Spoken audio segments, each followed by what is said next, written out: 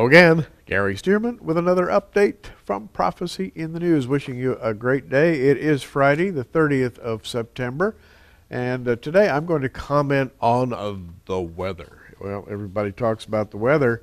The Times Atlas of the World, published in Britain, talked about the weather recently and caught a lot of flack for doing so. The headline from the UK Guardian is, Times Atlas is, quote, wrong on Greenland climate change. Now, you may have heard this item on the news in the last few days, but it's a fascinating article because I think it reveals a lot about the way people think. I've got here a caption under a picture that shows the Greenland ice sheet shrinking. And the Times Comprehensive Atlas of the World shows Greenland as having lost 15% of its ice cover between the 1999 10th edition and the 2011 13th edition. Scientists agree that the depiction is wrong. Now, there has been a great argument about whether or not we're losing polar ice. Global warming, globe gets warmer, i.e., you've got the loss of ice in the northern hemisphere in the summertime, and in the southern hemisphere in our wintertime. People talking about Antarctica freezing and becoming smaller as ice sheets break off of its edges. And so we have here the Times Atlas showing the Greenland ice sheet as having shrunk. And I read the accompanying article. Leading scientists have accused the world's top cartographers of making a blunder in their representation of the effects of climate change in Greenland, prompting a robust defense by the map maker's publisher. Now, let's first of all talk about Greenland, because Greenland is a very, very large chunk of land, and it's covered with ice. Why is it called Greenland? Well, because when the explorers from Norway, the Vikings, and their cohorts discovered Greenland, they named it Greenland because it was a place where you could grow crops. That is right. Greenland at that time, and we're talking about the 9th century A.D., was not covered with ice. It was green. So green that Greenland actually sported several large Viking communities. They actually had vineyards, they had grain farms, they had communities which are, by the way, now under the ice. All of those places that were occupied by the Vikings in the 9th and 10th centuries A.D. are under 200, 300, 400, 500 or more feet of ice in what was once called Greenland. So what do we have in Greenland? We have a green country becoming ice covered. I call that global cooling. I don't know about you, but all we can talk about today is global warming. So that's kind of my comment on things. But here to continue, in the UK Guardian, maps in the 13th edition of the Times Comprehensive Atlas of the World, published last week, show large areas of eastern and southern coast of Greenland colored brown and pink, and the permanent ice cap now covering a significantly smaller area than it did in 1999 in the 12th edition of the Atlas. The Atlas suggests that 300,000 square kilometers, or 15% of Greenland's ice cover, had been lost in the period.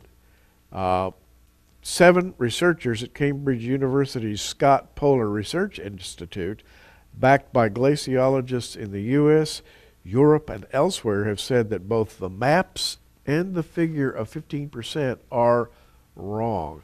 So why would the makers of the Atlas want to show 15% less ice if, in fact, that is an incorrect figure? And I think you know the answer as well as I do. There are powers today who are strongly bent on the global warming model, and they're out at every turn to prove that the globe is getting warmer, and what better way to do it than to show an ice loss in Greenland? Why do they want to do this? Why do they want to demonstrate climate change? Well, they want to do that so that they can control the world's carbon output. And in my opinion, it's all about politics and control and the carbon-based economy, carbon taxes, carbon production limits, etc., etc., etc. And you have a very large faction that's really turning into a world directorate of individuals whose goal is to control the carbon output in civilized societies. And if you can do that, of course, you can control manufacturing, production, you can control people, you can control the flow of money. And in my opinion, this is all about control. And the whole thing has originated out of a series of scare tactics, or shall we put it this way, crisis management. Create a crisis and then rush in with the solution, and presto, you too can control hundreds of billions of dollars of monetary output on a global basis. So to me, that is where this whole green movement has come from. It's where the whole global warming movement has come from. The attempt to prove global warming in spite of the fact that the very opposite thing is happening reveals an ulterior motive. Who controls the weather? Well, I've said it time and again.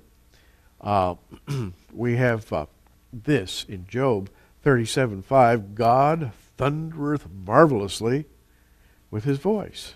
Great things doeth he, which we cannot comprehend. For he saith to the snow, Be thou on the earth, likewise to the small rain, and to the great rain of his strength. And the Bible says that God speaks, and it snows, and it rains. The Bible's really clear that God controls the weather. And by the way, I believe that. And to me, it's an article of faith. And you might say, well, Gary would not make a very good scientist. Well, I don't know. There have been a lot of good scientists who believed in the Bible. I'll tell you that right now. The next verse says, He sealeth up the hand of every man, that men may know his work. Then the beasts go into dens and remain in their places. Out of the south cometh the whirlwind, and cold out of the north. By the breath of God frost is given, and the breadth of the waters is straitened, or frozen. Also by watering he wearieth the thick cloud, he scattereth his bright cloud, and it is turned round about by his counsels, that they may do whatever he commandeth them on the face of the earth. He causeth it to come, whether for correction, or for his land, or for his mercy. And so we have here in the book of Job a statement that God controls the weather for his own purposes and his own reasons, which are beyond our comprehension. And, you know, if you look at the history of the weather on this planet, there was the little ice age in Europe not too many centuries back. There was the island, Greenland, which was actually green and not ice covered, not too many centuries back. The climate changes constantly, and it's not because of cars putting out exhaust. It's not because of manufacturing putting out carbon into the atmosphere. No, the Bible says it's because God breathes and the weather moves in response. I prefer that explanation.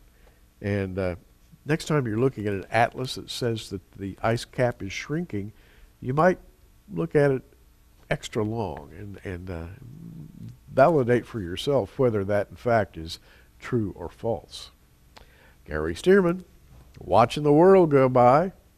And remember, these are the end times. Things are speeding up prophetically, and we advise you to keep looking up.